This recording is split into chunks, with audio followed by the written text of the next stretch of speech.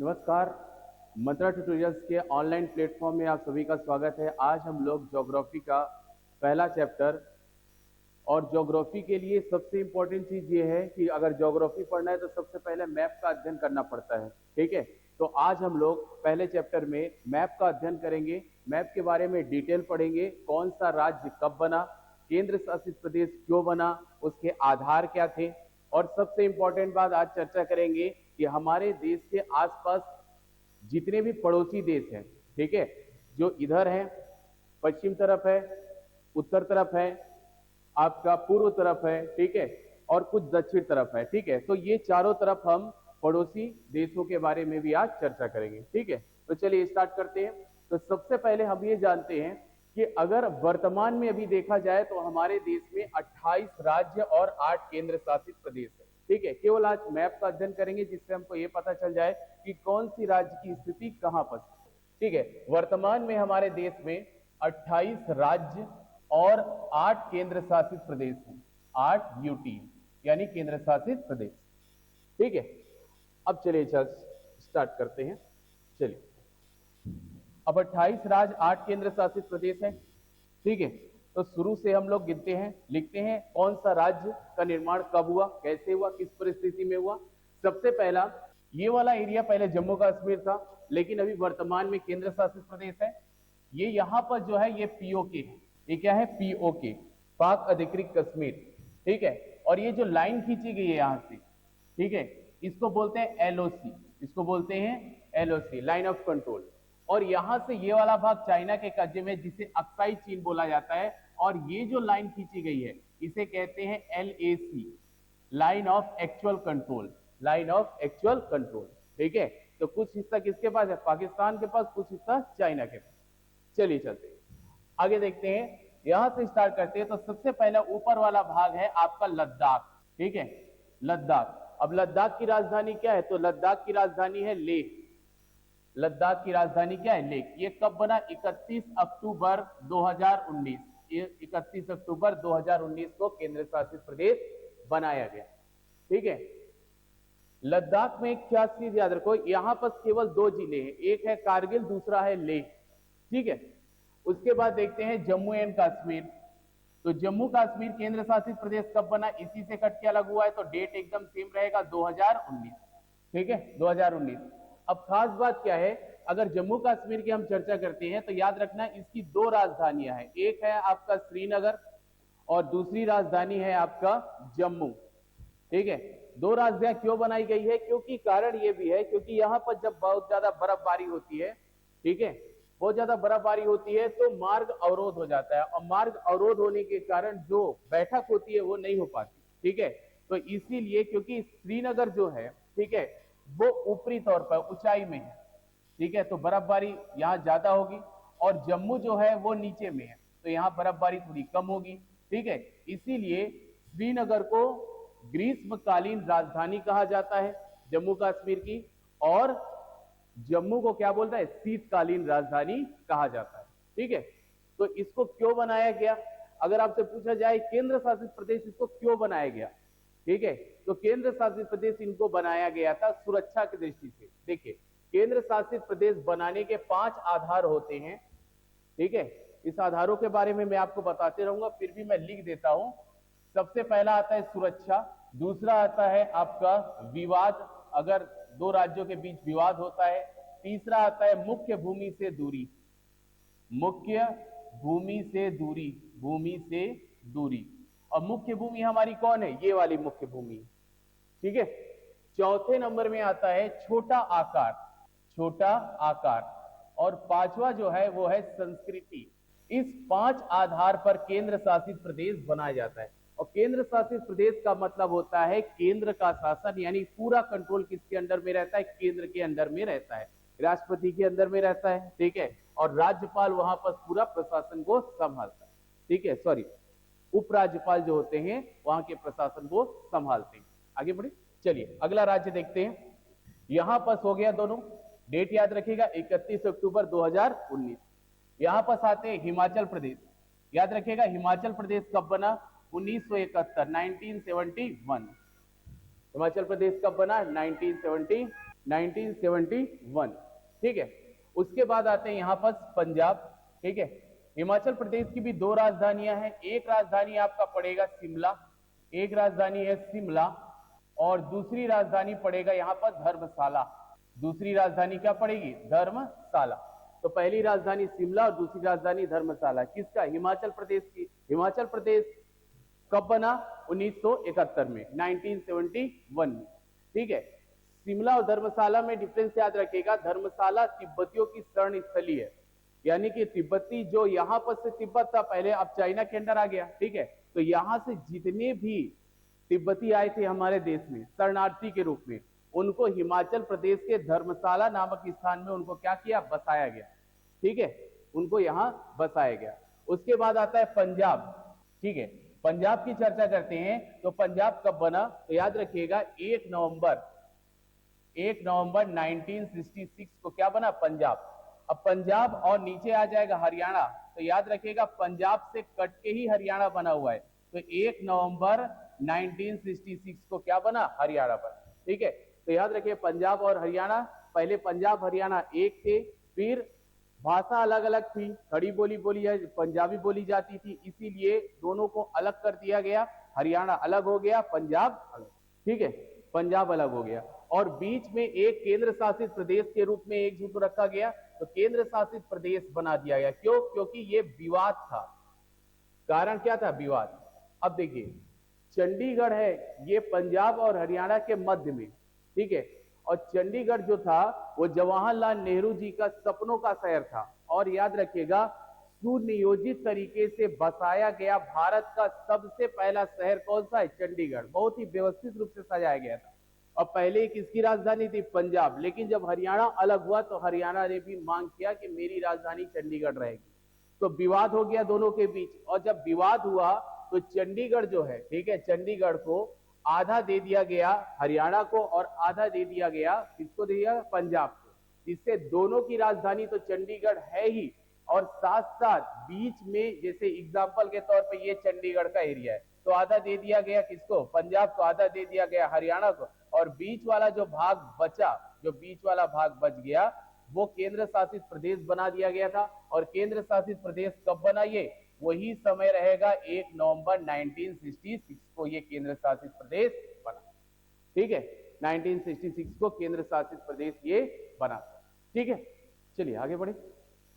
देखिए यहां पर आ गया पंजाब और हरियाणा दोनों अलग हुए, ठीक है, अलग हुए, और बीच का जो क्षेत्र है वो है चंडीगढ़, क्योंकि चंडीगढ़ को केंद्र शासित प्रदेश बना दिया गया था। कारण क्या था? विवाद। मैंने 5 आधार बताए, चंडीगढ़ का कारण क्या था? विवाद, ठीक है। अब कब बना? 1 नवंबर 1966 को। यहां तक हो गया, आगे बढ़ते हैं, ठीक है। यहां पर आता है राजस्थान। राजस्थान से, ये राजस्थान है, ठीक है।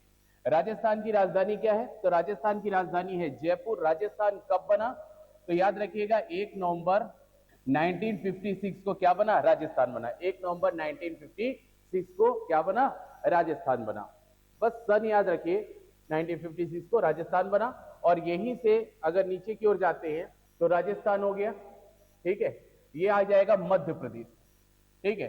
तो मध्य प्रदेश का विनिर्माण सेम टाइम 1 नवंबर 1956 को हुआ था। और मध्य प्रदेश की राजधानी क्या है? भोपाल।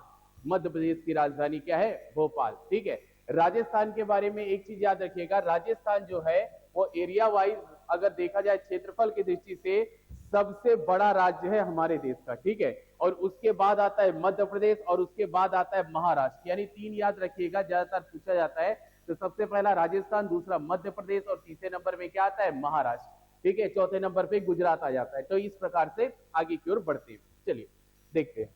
तो यहाँ पर राजस्थान, मध्य प्रदेश की राजधानी क्या है? भोपाल, ठीक है। अब यहाँ पर आता है ये गुजरात, ठीक है। गुजरात की बात करते हैं, ठीक है।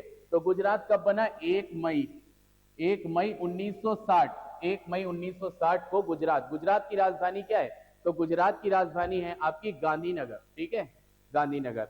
एक और चीज बता देते हैं, यहाँ पर राजस्थान के बारे में एक चीज पूछा जाता है, हमारे देश में कहाँ सबसे ज्यादा व्यर्थ की भूमि है जिसका कोई यूज नहीं है? वो है राजस्थान। क्योंकि राजस्थान का जो ये वाला एरिया है, राजस्थान का ये वाला जो एरिया है, ये वाला एरिया, यहाँ पर पड़ता है एक मरुस्थल जिसे कहते हैं थार का मरुस्थल, इसे कहते हैं थार का मरुस्थल, ठीक है। राजस्थान के इस वाले एरिया में क्या पड़ता है, थार का मरुस्थल। जबकि ये थार का मरुस्थल भारत में भी फैला हुआ है, पाकिस्तान में भी फैला हुआ है, ठीक है।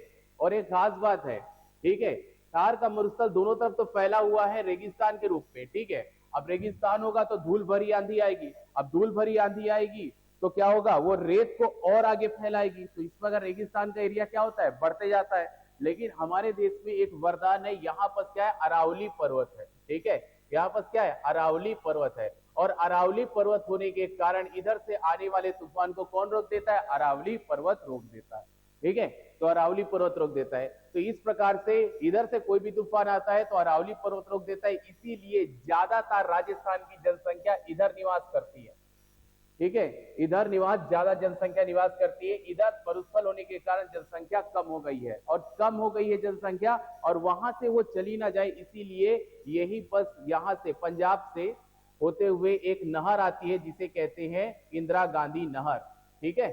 ये बात की बात है, ठीक है। तो याद रखिएगा ये थार का मरुस्थल है यहाँ पर, और थार का मरुस्थल जो पाकिस्तान की तरफ जाता है उसे चोलिस्तान कहा जाता है, उसे क्या कहते हैं, चोलिस्तान कहते हैं, ठीक है। आगे बढ़े, ठीक है। तो गुजरात की राजधानी है गांधीनगर, ठीक है। और यहाँ पर इसका निर्माण कब हुआ, 1 मई 1960, ठीक है। ये महाराष्ट्र आएगा, महाराष्ट्र की राजधानी क्या है, मुंबई, और ये कब बना, 1 मई 1960, सेम डेट 1 मई 1960, ठीक है। नीचे को पहले कंप्लीट कर लेते हैं, चलिए। उसके बाद नीचे आते हैं तो आपको पड़ता है कर्नाटका, ठीक है। तो कर्नाटका से पहले पड़ेगा गोवा, ठीक है। कर्नाटका से सबसे पहले पड़ेगा गोवा। तो गोवा कब बना था, 30 मई 1987, याद रखिएगा, डेट याद रखिएगा, 30 मई 1987 को गोवा बना, ठीक है। गोवा पहले किसके कब्जे में था, पुर्तगालियों के कब्जे में था। भारत की सैन्य कार्रवाई के द्वारा, पुलिस कार्रवाई के द्वारा पुर्तगाली इसको छोड़ के चले गए, और ये भारत का एक अभिन्न अंग बन गया, ठीक है। अब यहां से इसकी राजधानी की बात करते हैं तो गोवा की राजधानी क्या है, पणजी, ठीक है। पर्यटक स्थल है तो, ठीक है। गोवा की राजधानी क्या है, पणजी। कर्नाटक की बात करते हैं तो कर्नाटक भी कब बना था, 1 नवंबर 1956 को कर्नाटक बना था, 1 नवंबर। इसकी राजधानी क्या है, बेंगलुरु, ठीक है। आगे बढ़ते हैं तो यहां पर आता है केरल, केरल। तो याद रखिएगा केरल का निर्माण कब हुआ था, 1 नवंबर 1956, सेम डेट है, याद करने में आसानी होती है। तो 1 नवंबर 1956। केरल की राजधानी क्या है, तिरुवनंतपुरम, क्या है राजधानी, तिरुवनंतपुरम, ठीक है। अब चलते हैं दूसरे पार्ट 2 में, ठीक है, पर से आ जाते हैं, ठीक है।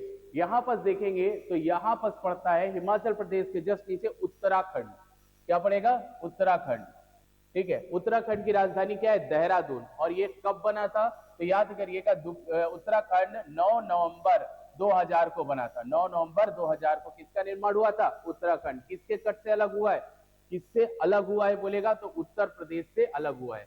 अगर बात करते हैं उत्तर प्रदेश, तो उत्तर प्रदेश की राजधानी क्या है, लखनऊ।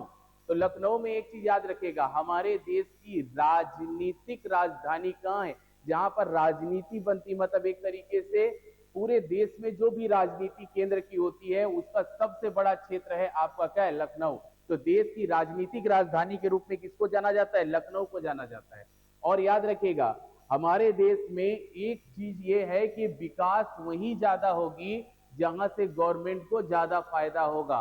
तो उत्तर प्रदेश में देखोगे तो लोकसभा की सीटें कितनी है, 80, जबकि राज्यसभा की सीटें हैं 31, यानी कि सबसे ज्यादा लोकसभा की सीटें भी यही है, राज्यसभा की सीटें भी यही है। तो सबसे ज्यादा विकास कहां होगा, यही होगा, ठीक है। ये समझ लीजिए सबसे ज्यादा विकास कहां होगा, यही होगा। क्यों, क्योंकि मेन केंद्र में सरकार बनाने की पूरी जिम्मेदारी उत्तर प्रदेश की सीटों पर ज्यादा निर्भर करती है। सबसे ज्यादा सीट रहेगा, बेनिफिट वही ज्यादा रहेगा, ठीक है। तो ये उत्तर प्रदेश की राजधानी लखनऊ, और ये कब बना था, 1950, ठीक है। बिहार की बात करते हैं, ठीक है, तो बिहार की बात करते हैं तो ये भी 1950, ठीक है, 1950, ठीक है। अब नीचे की ओर आते हैं तो ये पड़ता है आपका झारखंड, झारखंड, ठीक है। बिहार की राजधानी पटना सभी को पता है। झारखंड जो है वो किससे कट के अलग हुआ है, बिहार, ठीक है, बिहार से कट के अलग हुआ है, ठीक है। अब बिहार से कट के अलग हुआ है, झारखंड की राजधानी क्या है, रांची, ठीक है, झारखंड की राजधानी क्या है, रांची। अब रांची कब बना यहाँ पर? 15 नवंबर 2000 को। 15 नवंबर 2000 को किसका निर्माण हुआ? झारखंड। ठीक है, झारखंड का। यहां पर आते हैं तो ये एक लंबा सा पड़ जाएगा आपका बंगाल। ठीक है, बंगाल की राजधानी सबको पता है कोलकाता। ठीक है, अब इसका डेट क्या आएगा? तो याद रखिएगा इसका डेट आएगा 1 नवंबर 1956। 1956 में ये भी बना था, 1956। ठीक है, 1956 में ये भी बना था। ठीक है, आगे बढ़े। अब बात करते हैं छत्तीसगढ़। तो छत्तीसगढ़ को तो पता है 1 नवंबर 2000। ठीक है, 1 नवंबर 2000 को अपना छत्तीसगढ़ बना था। राजधानी है नया रायपुर। ठीक है, यहां से आते हैं तेलंगाना।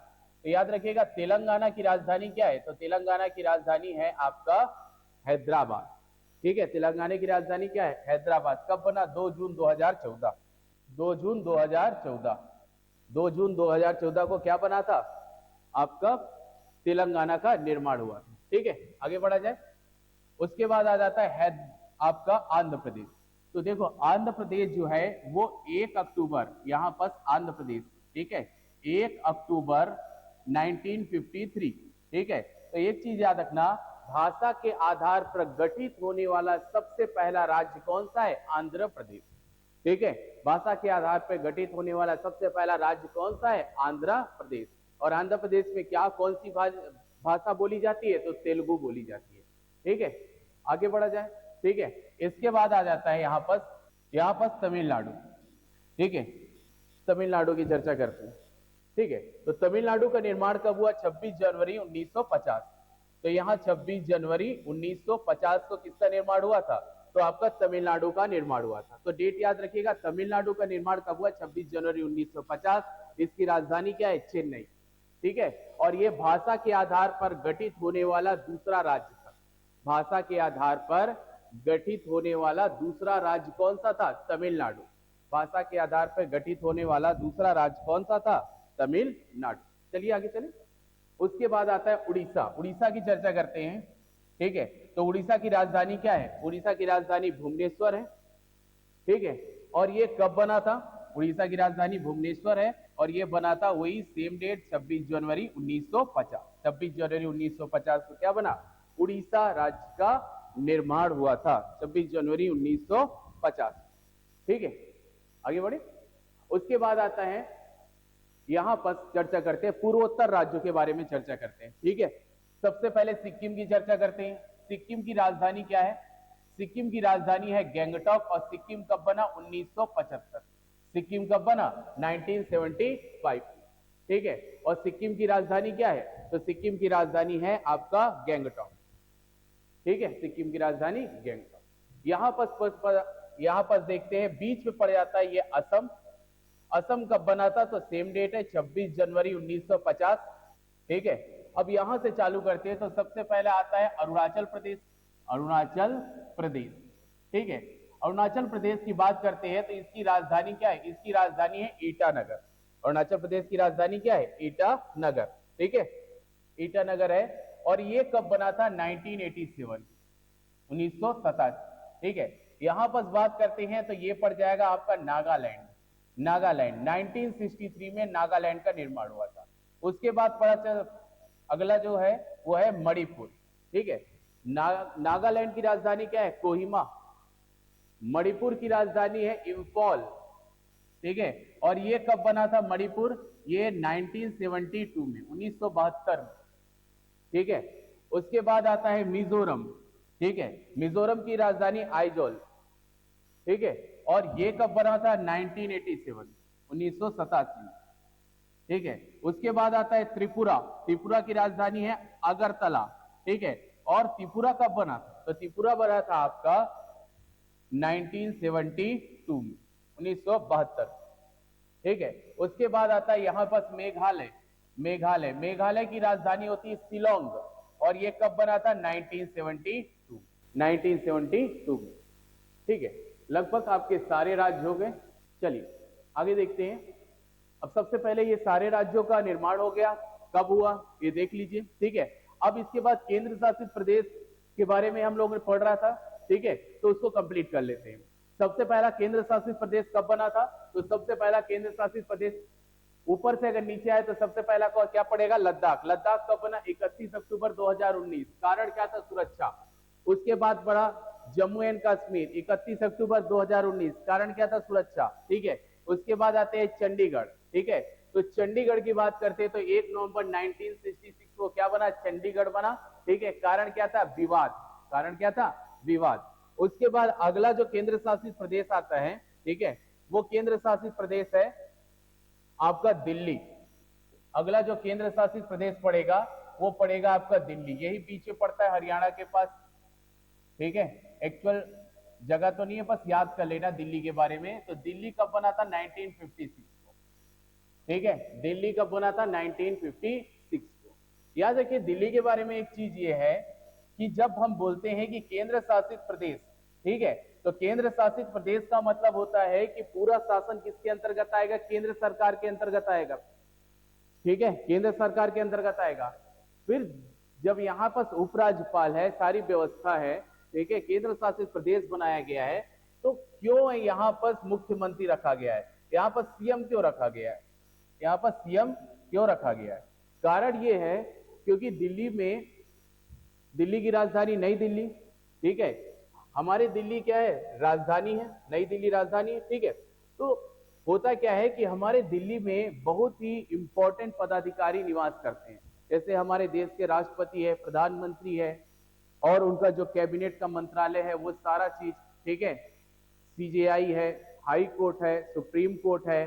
ठीक है, भारत में रहने वाले अलग अलग देशों के राजदूत रहते हैं, और भी बहुत सारे स्मारक हैं, मुख्यमंत्री बहुत सारे कार्यालय हैं। ठीक है, और बाहर से आने वाले जितने भी राष्ट्रपति हैं उनका वहां पर स्वागत किया जाता है। तो वो बहुत ही ज्यादा सेंसिटिव एरिया है, वहां की जिम्मेदारी, और वहां पर कुछ भी अगर एक ऐसी भी घटना घटती है तो पूरे देश के लिए बदनामी होगी, पूरे देश की सुरक्षा पर सवाल उठाया जाएगा। इसीलिए दिल्ली का जो मेन एरिया है, दिल्ली का जो मेन एरिया है और दिल्ली की जितनी भी पुलिस है, ठीक है, वो सब किसके अंदर में आती है, केंद्र सरकार के अंदर में आती है। और इसीलिए दिल्ली को सुरक्षा की दृष्टि से, याद रखिएगा, दिल्ली को सुरक्षा की दृष्टि से, क्योंकि दिल्ली में आबादी बहुत है। ठीक है, आबादी लगातार वहां की बढ़ रही है। ठीक है, आबादी तो बहुत है, लेकिन फिर भी इसको सुरक्षा की दृष्टि से इसको केंद्र शासित प्रदेश बनाया गया। जब यहाँ के मुख्यमंत्री अरविंद केजरीवाल जी थे तब लगातार मांग कर रहे थे कि दिल्ली को पूर्ण राज्य का दर्जा दिया जाए। पूर्ण राज्य का दर्जा देने का मतलब ये होता है कि नॉर्मल जितने जैसे राज्य हैं वैसे ही उसको राज्य बना दिया जाए। और वैसे अगर उसको राज्य बना दिया जाएगा तो मुख्यमंत्री का पावर ज्यादा हो जाता है। ठीक है, केंद्र का हस्तक्षेप उतना ज्यादा नहीं रह पाना, पुलिस किसकी अंडर में आ जाती, मुख्यमंत्री के अंडर में आ जाती। ठीक है, तो इसीलिए सुरक्षा की दृष्टि से दिल्ली को केंद्र शासित प्रदेश बनाया गया। फिर यहाँ सीएम क्यों रखा गया है, सीएम इसलिए रखा गया है कि दिल्ली में रहने वाली जो आम जनता है उसकी परेशानी, जैसे नाली है, सड़क है, हॉस्पिटल नहीं है, स्कूल में टीचर नहीं है, विभिन्न प्रकार की बिजली समस्या है। तो इस प्रकार से जितनी भी समस्या है उसका समाधान करने के लिए एक मुख्यमंत्री बैठा दिया गया जो लोगों का समाधान करेगा, उनके लिए योजना बनाएगा, कार्य करेगा। तो इस प्रकार दिल्ली को सुरक्षा की दृष्टि से बनाया गया था। कब बनाया गया था, 1956। आगे बढ़ते हैं, यहां से आते हैं तो यहां पर पड़ता है, यहां पर देखेंगे तो ये इस प्रकार की जब भी आपको आकृति दिखेगी, इस प्रकार की आकृति दिखेगी तो याद रखिएगा इस प्रकार के, यहां बस भूमि से ये कनेक्ट है, यहां पर भी भूमि से कनेक्ट है, और यहां पर भी भूमि से कनेक्ट है, और एक जो भाग है वो जल से कनेक्ट रहता है, वो जल रहता है। ठीक है, ये वाला भाग जो है वो जल से कनेक्ट रहता है। जब कोई यू और वी आकार का ऐसा चीज दिखता है तो समझ लीजिए वो किसकी, वो क्या है, खाड़ी। वो क्या है, खाड़ी। तो यहां पर आपका गुजरात के पास ये जो यू आकार का दिख रहा है ये है खाड़ी। और कौन सी खाड़ी है, इसको बोलते हैं खंभात की खाड़ी। याद रखिएगा, खंभात की खाड़ी। और यही खंभात की खाड़ी में छोटे छोटे द्वीप हैं, और यही छोटे छोटे द्वीपों को मिलाकर, याद रखिएगा, ये खंभात की खाड़ी है। और यही खंभात की खाड़ी कहां पर है, ये गुजरात में है। और इसी खंभात की खाड़ी में छोटे छोटे द्वीप हैं, पहले ये अलग अलग थे लेकिन ये सबको मिलाकर एक कर दिया गया है। और यही पर स्थित है दमन एंड द्वीप, दादर नागर हवेली। कोई हवेली नहीं है यहाँ पर, नाम है दमन एंड द्वीप, दादर नागर हवेली। ठीक है, तो ये सबको मिलाकर एक केंद्र शासित प्रदेश बना दिया गया है। और इसकी राजधानी याद रखिएगा इसकी राजधानी है दमन। ठीक है, याद रखिएगा इसकी राजधानी क्या है, दमन है। और ये कब बना, ये बना था 26 जनवरी 2020। 26 जनवरी 2020 को दमन एंड दीप, दादर नागर हवेली को एक साथ कर दिया गया। दमन एंड दीप, डी और डी लिख देते हैं, दमन एंड दीप। ठीक है, याद रखिएगा दादर नागर हवेली एंड DNH, दादर नागर हवेली। ठीक है, बस याद रखिएगा दमन एंड दीप, दादर नागर हवेली। ठीक है, आगे बढ़ते हैं। देखिए अगला केंद्र शासित प्रदेश जो आता है उसका नाम है लक्षद्वीप।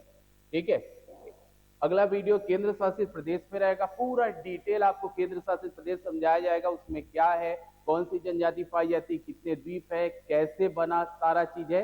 अब यहाँ बस मैं कुछ कुछ समझा दूंगा, लेकिन मेन उसमें पूरा डिटेल आपको मिल जाएगा। ठीक है, अब यहाँ पर केंद्र, अगला केंद्र शासित प्रदेश है ये लक्षद्वीप। ठीक है, ये है लक्षद्वीप। ठीक है, लक्षद्वीप है। ठीक है, ये केंद्र शासित प्रदेश। ठीक है, और इसको केंद्र शासित प्रदेश क्यों बनाया गया है, क्योंकि मुख्य भूमि से दूरी के आधार पर, मुख्य भूमि से दूरी के आधार पर इसको केंद्र शासित प्रदेश बनाया गया है। इसका क्या नाम है, लक्षद्वीप। ठीक है, लक्षद्वीप। ठीक है, याद रहेगा। इसमें सबसे बड़ा द्वीप जो है वो है मिनिकॉय द्वीप। बेसिकली ये लक्षद्वीप है, ये द्वीपों का समूह है, इसमें टोटल 36 द्वीप है। ठीक है, और उन 36 द्वीप में से केवल 10 में ही आबादी निवास करती है, बाकी खाली। ठीक है, और यहाँ पर सबसे बड़ा जो द्वीप है वो है मिनिकॉय द्वीप। वो क्या है, मिनिकॉय द्वीप, मिनिकॉय द्वीप, याद रहेगा।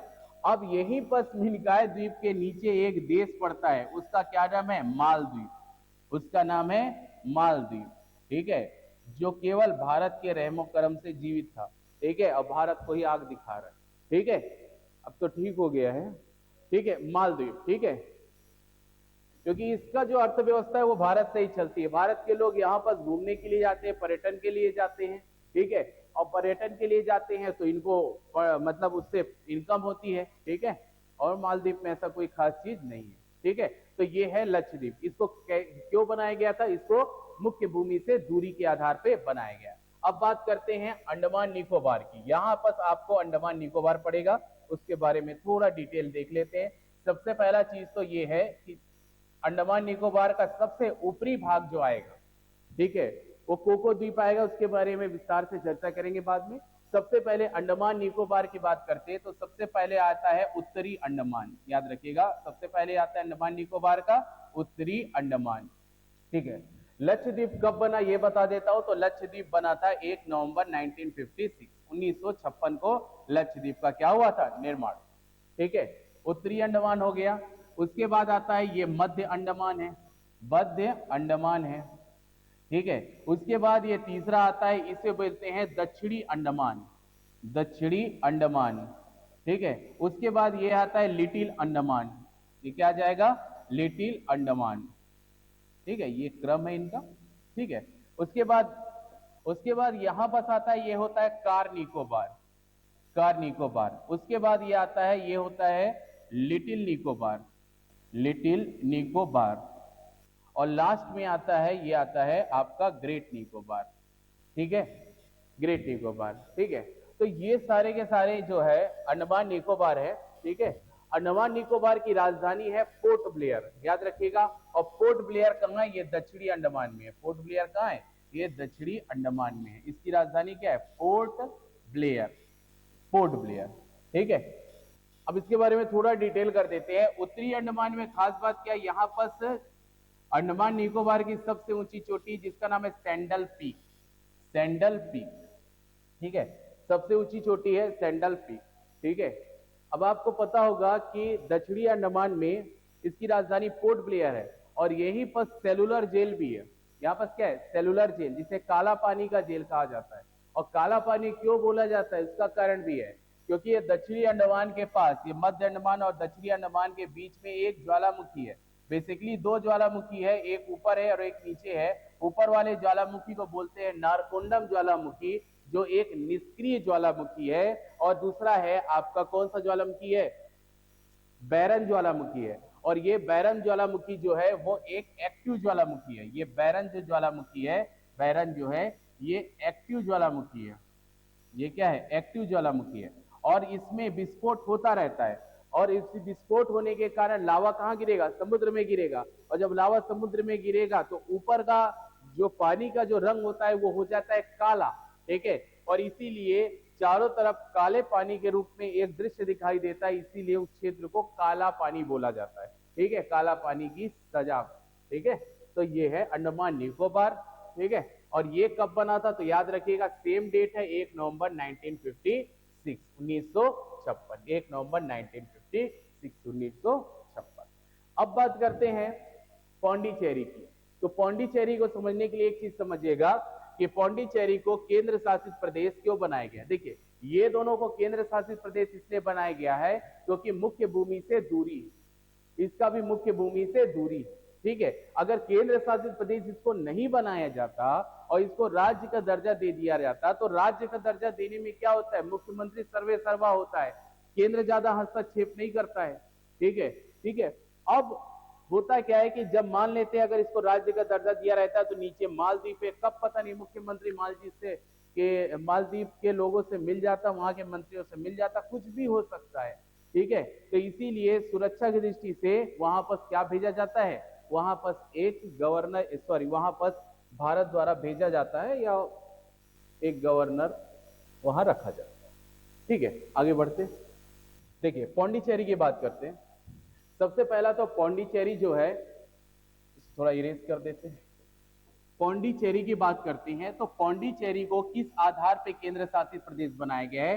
तो संस्कृति के आधार पर। इसको किस आधार पे बनाया गया? संस्कृति के आधार पर। यहां पर पहले फ्रांस की संस्कृति थी, ठीक है।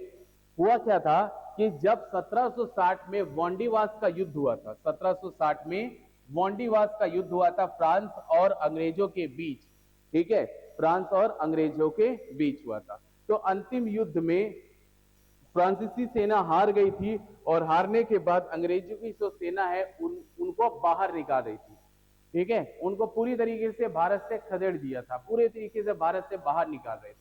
तो कुछ ऐसा क्षेत्र था जहां पर फ्रांसीसी जो कर्मचारी थे, जो वहां के व्यापार करने आए थे, वो रुक गए थे और वही क्षेत्र में से कुछ गांव ऐसे थे जहां पर वो निवास किए थे और वो गांव को मिलाकर 4 गांव थे और वो चारों गांवों को मिलाकर, अभी तो वो शहर हो गए हैं, जिले हो गए हैं, लेकिन वो चारों गांवों को मिलाकर पौंडीचेरी बनाया गया था केंद्र शासित प्रदेश के रूप में। तो याद रखिएगा केंद्र शासित प्रदेश जो पौंडीचेरी है वो 3 राज्यों में फैला है और 4 जिलों को, अभी वर्तमान में जिले हैं तो 4 जिलों को मिला के उसको बनाया गया था।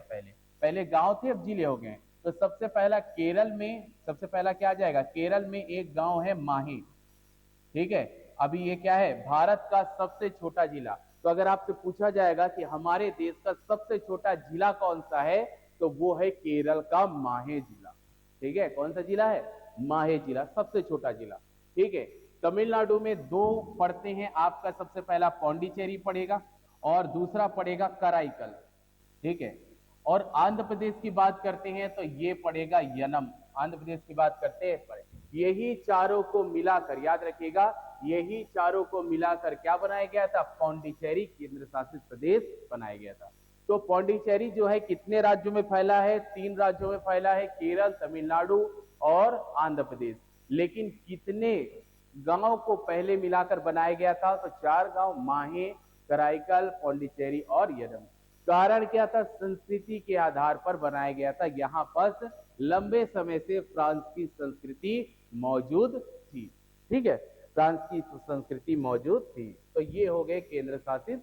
अब हम ने राज्यों के बारे में तो देख लिया, अब हम देखते हैं कि आसपास हमारे देश के कौन कौन से देश हैं, ठीक है, उनके बारे में समझना भी जरूरी है कि आसपास कौन कौन से देश स्थित हैं।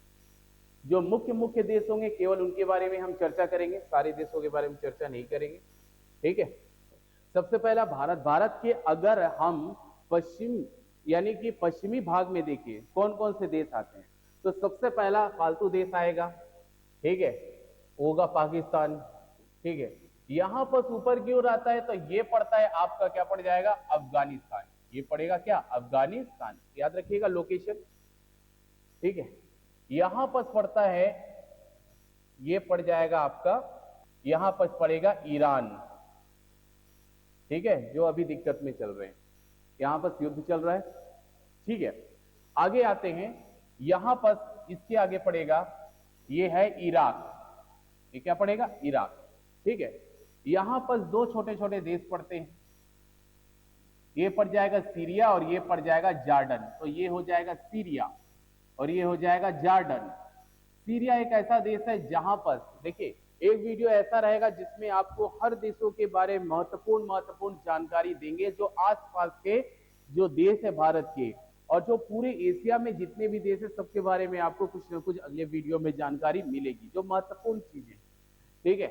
अभी केवल आसपास के मेन देशों की चर्चा करते हैं। सीरिया के बारे में एक चीज याद रखिए, सीरिया में बहुत ज्यादा गृह युद्ध चला और ये देश ऐसा है जहां पर गृह युद्ध से मरने वाले की जनसंख्या बहुत ज्यादा है, ठीक है, ठीक है, बहुत ज्यादा है। अब यहां पर हो जाएगा, यहां से लगता हुआ ऊपर में आ जाएगा एक देश है और ये है आपका तुर्की, ये तुर्की, ठीक है। यहां पर से एक देश आएगा लगा हुआ, ठीक है, ये आ जाएगा सऊदी अरब, ये आ जाएगा सऊदी अरब, ठीक है। यहां पर दो देश आएंगे, ये हो जाएगा यमन और ये हो जाएगा ओमान, ये हो जाएगा यमन और ये हो जाएगा ओमान।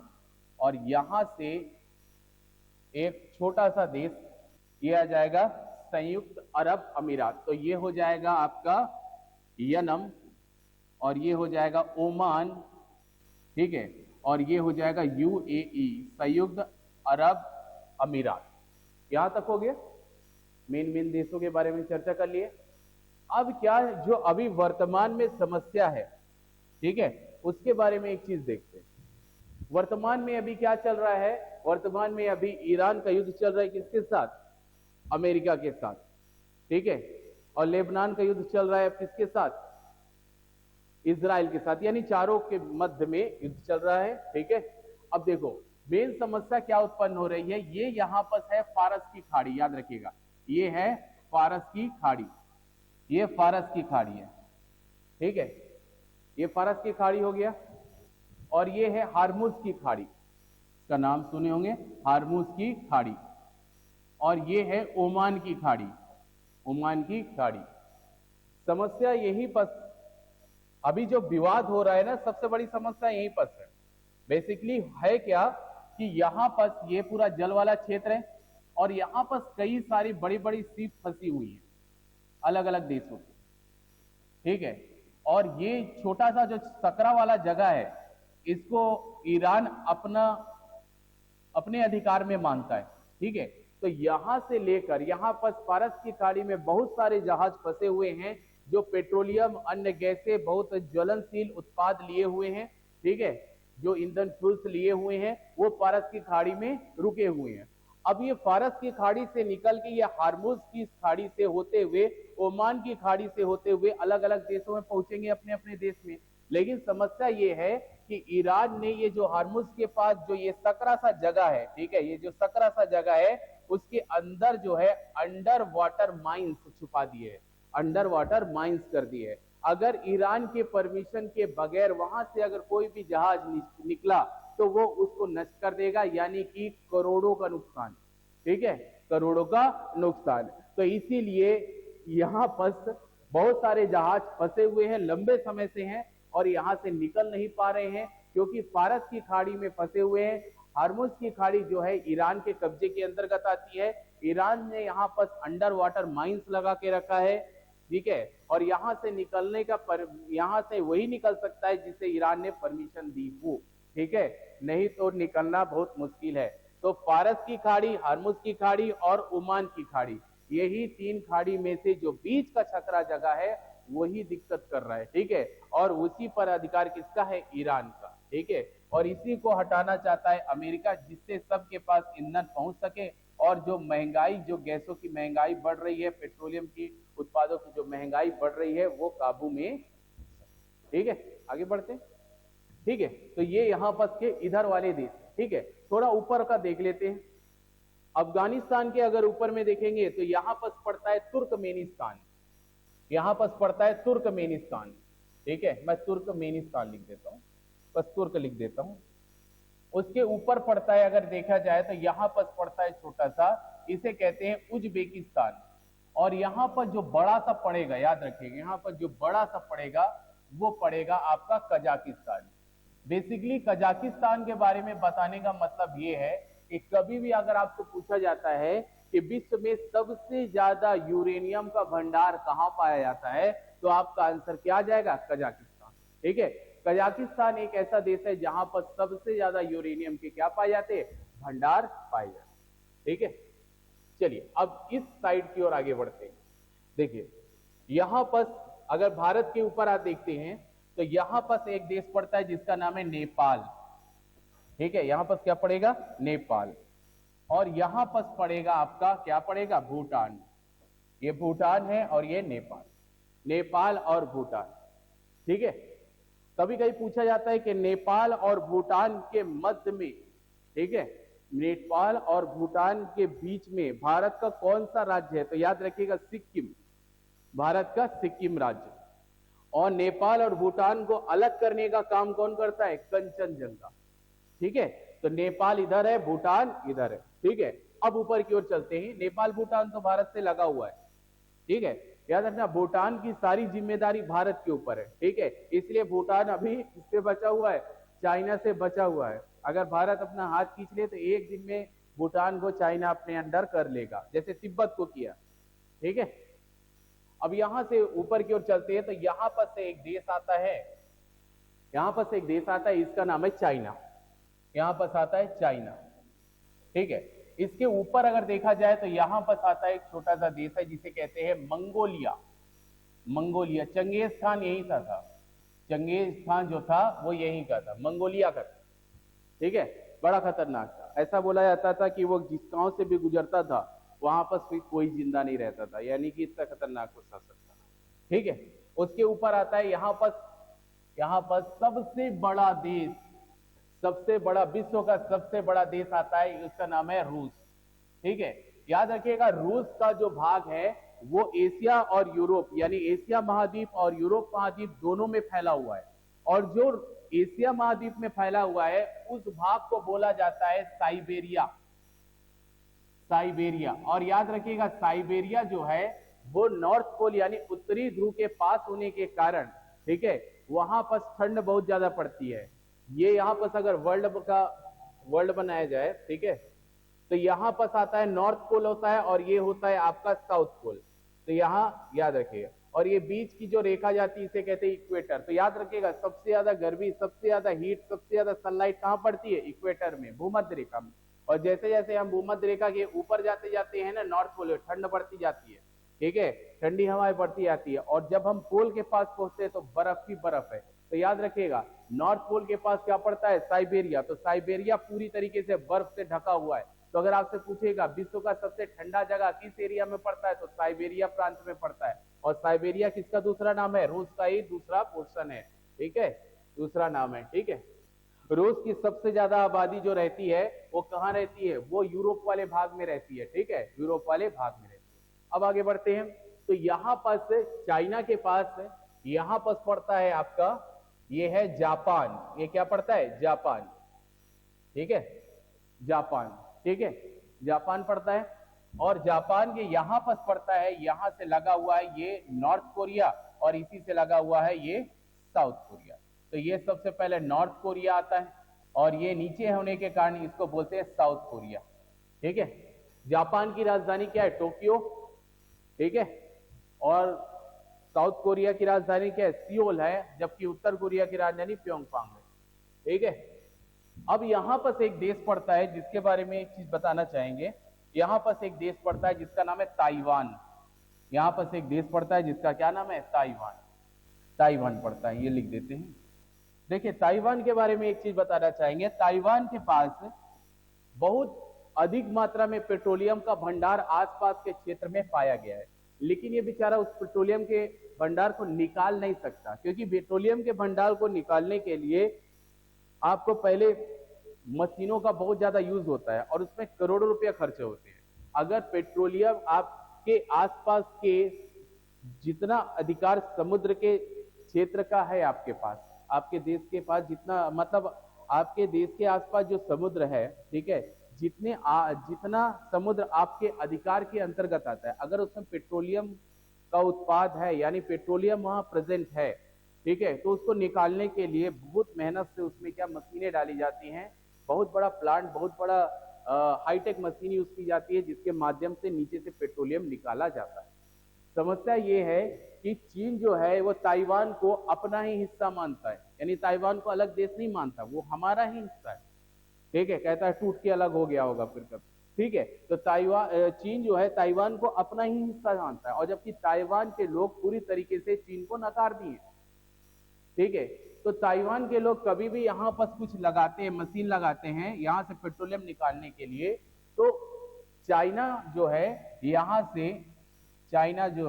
यहाँ से अपने फाइटर प्लेन, युद्धपोत जहाज के माध्यम से, ठीक है, उसको पूरी तरीके से क्या कर देता है, नष्ट कर देता है। यानी कि अगर ये ताइवान प्लांट लगाता भी है तो उसको क्या कौन नष्ट कर देता है, चाइना नष्ट कर देता है, क्योंकि चाइना बोलता है कि जब ताइवान हमारा है तो आसपास का पेट्रोलियम भी हमारा ही है, ठीक है, इस आधार पे चाइना चल रहा है। तो यहाँ से ताइवान कुछ भी करता है तो यहाँ से कोई ना कोई फाइटर प्लेन या कोई मिसाइल आके उसके पूरे प्लांट को क्या कर देती है, खत्म कर देती, ठीक है। ताइवान के पास इतना पेट्रोलियम होने के बावजूद भी वो निकाल नहीं सकता। फिर देखो ताइवान ने एक प्लानिंग, ताइवान की प्लानिंग क्या हुई, देखो ताइवान जानता है कि मैं जितना भी पैसा खर्चा करूंगा, प्लांट लगाऊंगा, ये उड़ा देगा, मैं इससे लड़ नहीं सकता, मेरे पास इतनी फौज नहीं है, और ताइवान छोटा सा है, देखो चाइना कितना बड़ा है। तो ताइवान ने क्या किया, ये सामने वाला जो हिस्सा है, ये सामने वाला जो भाग है, ये वाला जो भाग है सामने वाला, यहाँ पर, ठीक है, यहाँ पर के भाग को, यानी कि आधे भाग को, 50% भाग के 50% भाग जो सामने वाला जो भाग है चाइना के, उस क्षेत्र के लिए उसने यूएसए से संधि कर ली। और यूएसए से किस बात के लिए संधि की, कि हमारे पास पेट्रोलियम का भंडार है, ठीक है, आप पेट्रोलियम निकालिए, ठीक है, निकालने की जिम्मेदारी आपकी, सब कुछ करने की जिम्मेदारी आपकी, 50% आप रखिए, 50% हम रखें। तो जब इस ऐसा ताइवान और अमेरिका के बीच संधि हो गई, तो अमेरिका ने, ठीक है, ताइवान की सुरक्षा की जिम्मेदारी भी ले ली। जब 50% मिल रहा है, ठीक है, तो वो तो प्लस पॉइंट है अमेरिका के लिए, अमेरिका के पास पैसे और हथियार और किसी चीज की कमी तो है नहीं। तो अमेरिका ने यहाँ पर अपना झंडा गाड़ दिया, अपने फाइटर प्लेन लगा दिए, ठीक है, और यहाँ पर मशीनें लगा दी। अब वो वहां से पेट्रोलियम निकालता है, 50% पेट्रोलियम ताइवान को मिलता है, 50% पेट्रोलियम कौन ले जाता है, यूएसए। यानी ताइवान को ना तो एक पैसा लगाना पड़ा, ना कुछ करना पड़ा, जो कुछ नहीं मिल रहा था खाली 50% मिलने लगा, ठीक है। और ताइवान से एक संधि कर ली अमेरिका ने कहा कि अगर ताइवान पर कुछ भी उस पर प्रहार किया गया या उसके ऊपर हल्का से भी कोई भी, मतलब उससे युद्ध किया गया या उसके ऊपर कोई भी मिसाइल्स गिराई गई या कुछ भी किया गया, तो समझा जाएगा कि आपने यूएसए के ऊपर गिराई है। यानी कि पूरी रक्षा की जिम्मेदारी किसने ले ली, यूएसए ने ले ली। और ये पीछे वाला जो भाग था, जो इसका पीछे वाला भाग है, ठीक है, ये वाला जो भाग है, तो इधर वाला भाग के लिए इसने भारत के साथ समझौता कर लिया। तो भारत ने भी अपना प्लांट यहाँ लगा दिया है और यहाँ पर अपने झंडे फाइटर प्लेन लगा दिए। तो यहाँ से 50% भी मिल रहा है, यहाँ से 50% मिल रहा है, यानी दोनों तरफ से 100% ताइवान को पेट्रोलियम मिल रहा है और ये बेचारा देख रहा है, ठीक है। जरा क्या कर रहा है, देख, ठीक है। आगे बढ़ते हैं, चलिए यहाँ तक समझ में आ गया। अब इधर का बचा देख लेते हैं। देखिए यहां पर एक देश पड़ता है जिसका क्या नाम है, बांग्लादेश। बांग्लादेश जिसकी राजधानी क्या है, ढाका। अभी यहीं पर क्या हुआ था, गृह युद्ध हुआ था, ठीक है, बांग्लादेश, ठीक है। अब बांग्लादेश की इधर आते हैं तो यहां पर पड़ता है आपका म्यांमार।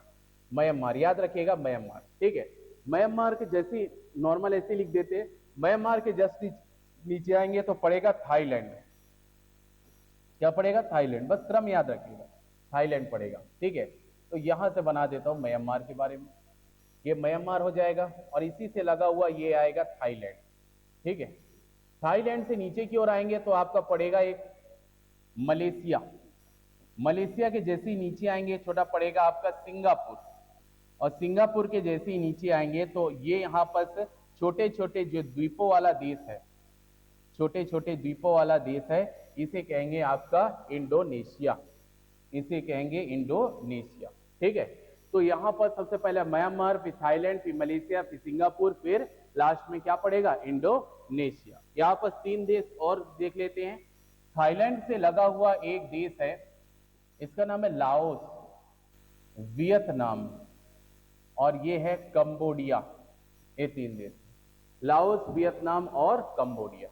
तो टोटल इतने देशों के बारे में अपने को जानना रहता है। ठीक है, इतने देशों के बारे में हमको जानना रहता है।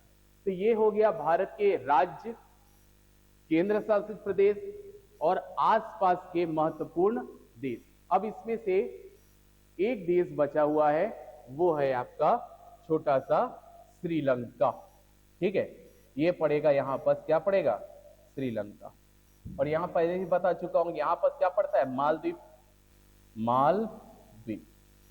तो इतने सारे जो देश है वो हमारे आसपास के पड़ोसी देशों में आते।